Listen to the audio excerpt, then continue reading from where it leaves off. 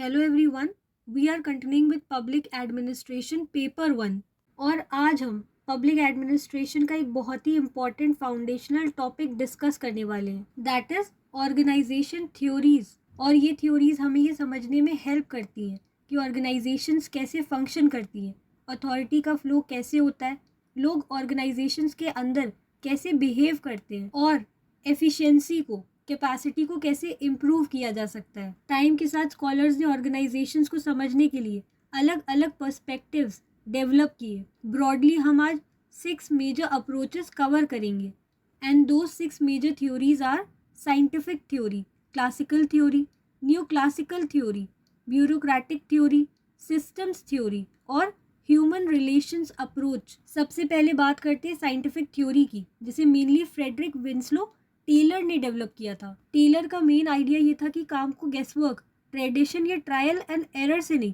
बल्कि साइंटिफिक तरीके से एनालाइज करके करना चाहिए। मतलब हर काम के लिए एक वन बेस्ट वे होता है जिसे साइंटिफिक मेथड से फाइंड किया जा सकता है। और उन्होंने कुछ इंपॉर्टेंट टेक्निक्स दी, जैसे टाइम एंड मोशन स्टडीज, मतलब काम करने में कितना टाइम लगता है, कौन सी मूवमेंट एफिशिएंट है, स्टैंडर्डाइजेशन, मतलब टूल्स और मेथड्स को फिक्स करना, साइंटिफिक सिलेक्शन और training of workers, differential wage system, मतलब जो ज्यादा प्रोडक्टिव होगा उसको ज्यादा इंसेंटिव मिलेगा। इसे एक एग्जाम्पल से समझो। एक फैक्ट्री में पहले वर्कर्स अपने हिसाब से काम करते थे, लेकिन टेलर के अप्रोच में मैनेजमेंट साइंटिफिकली डिसाइड करेगा कि काम कैसे होना चाहिए, कितने स्टेप्स, कितना टाइम और कौन सी टेक्निक लगेगी काम को कंप्लीट करने में।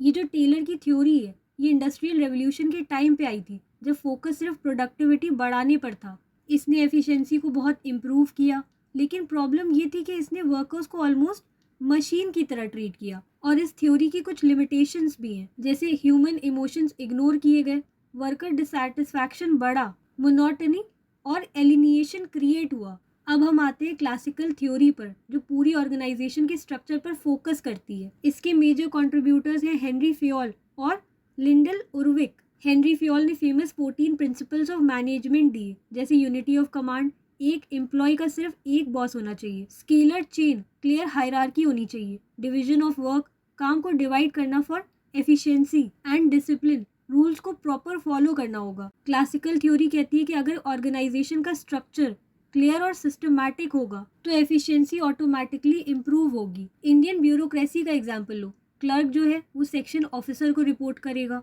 और सेक्शन ऑफिसर अंडर सेक्रेटरी को, वही अंडर सेक्रेटरी सेक्रेटरी को रिपोर्ट करेगा। और ये एक परफेक्ट स्केलर चेन हायरार्की दिखाता है। Now let's talk about core features of classical theory. तो ये फॉर्मल स्ट्रक्चर बताती है, defined roles, centralised authority, order और डिसिप्लिन की बात करती है। साथ में इसकी भी कुछ लिमिटेशंस है, जैसे ये बहुत रिजिड है, ह्यूमन बिहेवियर और इमोशंस को इग्नोर करती है, एंड इसमें इनोवेशन और फ्लेक्सिबिलिटी कम हो जाती है। अब हम आते हैं ब्यूरोक्रेटिक थ्योरी पर, जो मैक्स वेबर ने दिया। वेबर के अकॉर्डिंग ब्यूरोक्रेसी सबसे रैशनल और एफिशिएंट फॉर्म ऑफ ऑर्गेनाइजेशन है, स्पेशली लार्ज स्केल एडमिनिस्ट्रेशन के लिए। नाउ ब्यूरोक्रेटिक थ्योरी की ये मेन फीचर्स हैं। इसमें clearly defined rules and regulations हैं, हायरार्की, टॉप से बॉटम तक अथॉरिटी फ्लो है, इसमें डिवीजन ऑफ लेबर है, इम्पर्सनैलिटी, मतलब पर्सनल बायस नहीं होना चाहिए, और मेरिट बेस्ड रिक्रूटमेंट है। For example Indian civil services selection purely merit पे होता है। ये वेबर का आइडियल मॉडल है। सो वेबर का एम था कि गवर्नेंस में फेवरेटिज्म और आर्बिट्रेरीनेस कम हो, साथ में एक प्रिडिक्टेबल सिस्टम आए जहां सब रूल्स के अकॉर्डिंग चले। इस थ्योरी से स्टेबिलिटी, प्रिडिक्टेबिलिटी एंड फेयरनेस जैसे एडवांटेजेस मिलते हैं। वहीं इसकी भी लिमिटेशंस है, जैसे रेड टेपिज्म, फाइल इधर से उधर घूमती रहती है और वर्क डिले हो जाता है, डिसीजन मेकिंग भी डिले हो जाती है, और रिजिडिटी और लैक ऑफ इनोवेशन होता है इसमें। अब एक रिएक्शन आता है क्लासिकल और साइंटिफिक थ्योरीज के अगेंस्ट, जिसे हम कहते हैं न्यू क्लासिकल थ्योरी। ये थ्योरी फोकस करती है ह्यूमन बिहेवियर पर, और इसका सबसे इम्पोर्टेंट कंट्रीब्यूशन आता है हॉथॉर्न स्टडीज से, जिसे एल्टन मेयो ने कंडक्ट किया था। और इन स्टडीज से ये पता चला कि वर्कर्स सिर्फ पैसे से मोटिवेट नहीं होते, सोशल फैक्टर्स जैसे ग्रुप, बिलोंगिंगनेस इम्पॉर्टेंट होते हैं। साथ में इनफॉर्मल ग्रुप्स एग्जिस्ट करते हैं किसी भी ऑर्गेनाइजेशन के अंदर, और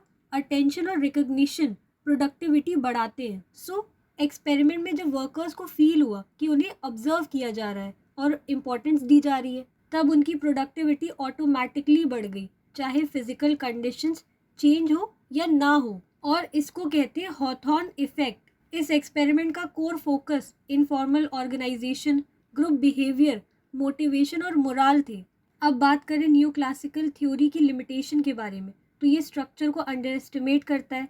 हर प्रॉब्लम को सोशल फैक्टर्स से एक्सप्लेन नहीं किया जा सकता। नाउ न्यू क्लासिकल थ्योरी का एक्सटेंशन है ह्यूमन रिलेशंस अप्रोच। ये कहता है कि एम्प्लॉय सिर्फ इकोनॉमिक बीइंग्स नहीं है, बल्कि सोशल और इमोशनल इंडिविजुअल्स हैं। इसके अकॉर्डिंग मोटिवेशन बहुत इंपॉर्टेंट है, लीडरशिप का रोल क्रूशियल है, कम्युनिकेशन इफेक्टिव होना चाहिए और मोरल हाई होना चाहिए। कोविड-19 के टाइम पर जहां लीडरशिप स्ट्रांग थी और कम्युनिकेशन क्लियर था, वहां ऑर्गेनाइजेशंस ने क्राइसिस बेटर हैंडल किए। और आज के गवर्नेंस सिस्टम में सिर्फ रूल्स फॉलो करना इनफ नहीं है, एडमिनिस्ट्रेटर्स को एम्पैथी, कम्युनिकेशन और ह्यूमन अंडरस्टैंडिंग भी होनी चाहिए। अब हम आते हैं सबसे मॉडर्न और होलिस्टिक अप्रोच पर, जो कि है सिस्टम्स थ्योरी। ये थ्योरी ऑर्गेनाइजेशन को एक system of inter related parts के रूप में देखती है और इसको समझने के लिए एक सिंपल मॉडल यूज होता है। पहला है इनपुट, मतलब रिसोर्सेज, मनी, मैन पावर या डेटा।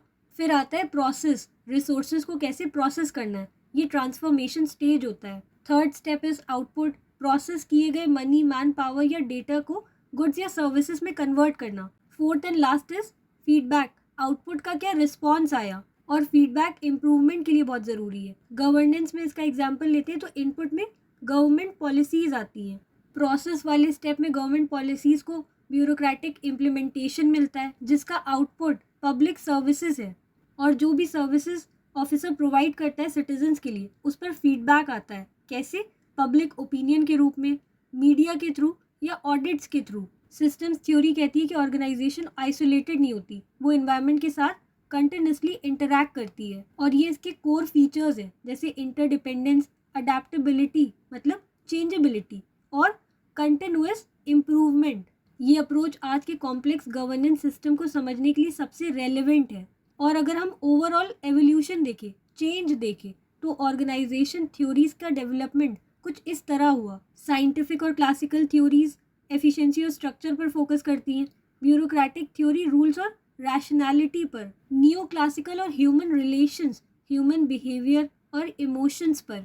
वही सिस्टम्स थ्योरी होलिस्टिक और डायनामिक व्यू है। सिर्फ थ्योरी या डेफिनेशन याद करना इनफ नहीं है, आपको ये समझना है कि रियल लाइफ एडमिनिस्ट्रेशन में इसे कैसे अप्लाई करना होता है। और एक सक्सेसफुल एडमिनिस्ट्रेटर वो होता है जो टेलर की एफिशिएंसी, फ्योल के स्ट्रक्चर, वेबर के फेयरनेस, मेयो के ह्यूमन अंडरस्टैंडिंग और सिस्टम्स थ्योरी के अडेप्टेबिलिटी सबको बैलेंस कर सके।